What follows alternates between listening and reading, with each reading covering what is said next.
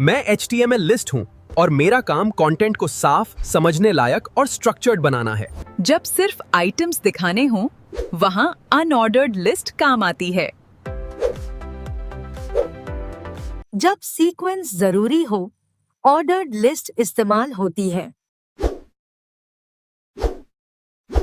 और जब किसी टर्म के साथ उसका मीनिंग देना हो, डिस्क्रिप्शन लिस्ट सबसे सही रहती है। मैं अनऑर्डर्ड लिस्ट हूं।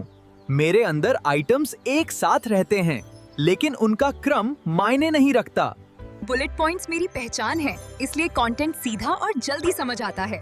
जहां सिर्फ ग्रुपिंग चाहिए, वहां मैं सबसे नेचुरल लगती हूँ। मैं ऑर्डर्ड लिस्ट हूं और मेरे लिए सीक्वेंस बहुत इंपॉर्टेंट होता है। जब स्टेप्स, रैंकिंग या इंस्ट्रक्शंस सही क्रम में दिखानी हो, तब मैं इस्तेमाल होती हूँ। मेरे नंबर्स सिर्फ डेकोरेशन नहीं, मीनिंग लेकर आते हैं। गलत ऑर्डर हुआ तो पूरी बात का फ्लो बदल सकता है।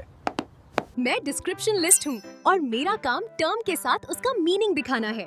मेरे अंदर नाम अलग दिखता है और उसकी डिटेल अलग। इससे इंफॉर्मेशन सिर्फ पढ़ी नहीं जाती, समझे भी जाती है। जब डेफिनेशन या कॉन्सेप्ट एक्सप्लेन करना हो, तब मैं सबसे यूजफुल रहती हूँ। मैं लिस्ट आइटम हूँ, यानी लिस्ट का एक बेसिक हिस्सा। अकेला दिखूं तो सिंपल लगता हूँ, लेकिन पूरी लिस्ट मुझे जोड़कर ही बनती है। चाहे बुलेट हो या नंबर, कंटेंट मुझ में ही रखा जाता है। स्ट्रक्चर की शुरुआत अक्सर मुझसे ही होती है। पूरा समझना है तो Sadaf take AI YouTube channel को फॉलो कर लेना।